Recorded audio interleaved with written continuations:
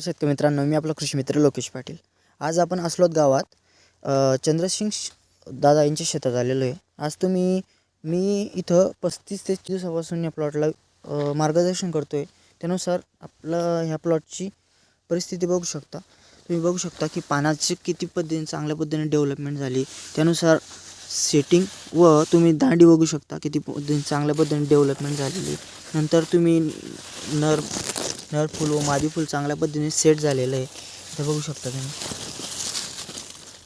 योग्य रीतीने वेल सुटलेले आहे, चांगल्या पद्धतीने डेव्हलपमेंट झालेली आहे. वेलाची साईज, वेलाची दांडी वगैरे तुम्ही बघू शकता चांगल्या पद्धतीने सेट झालेलं आहे. शेतकरी मित्रांनो, सांगायचं इतकं जे योग्य मार्गदर्शन, योग्य नियोजन असेल आणि तुमची मेहनत प्रामाणिक असेल तर तुम्ही 2 ते 3 महिन्यात येणारे पीक चांगल्या पद्धतीने घेऊ शकता आणि त्यातून भरघोस उत्पन्न काढू शकतात. तर शेतकरी मित्रांनो, तुम्ही पण टरबूज आणि खरबूज पिकाची लागवड करणार आहात आता पुढे, तर आपल्या चॅनलशी जोडून राहा. असेच नवनवीन व्हिडिओ तुम्हाला टरबूज खरबूज पिकातील मिळून जातील किंवा इतर पिकातील तुम्हाला माहिती मिळून जाईल. त्यामुळे तर शेतकरी मित्रांनो, तुम्हाला ही माहिती कशी वाटली, तसंच टरबूज आणि खरबूज पिकातील शेतकऱ्यांनी ही माहिती पोहोचवा. धन्यवाद शेतकरी मित्रांनो.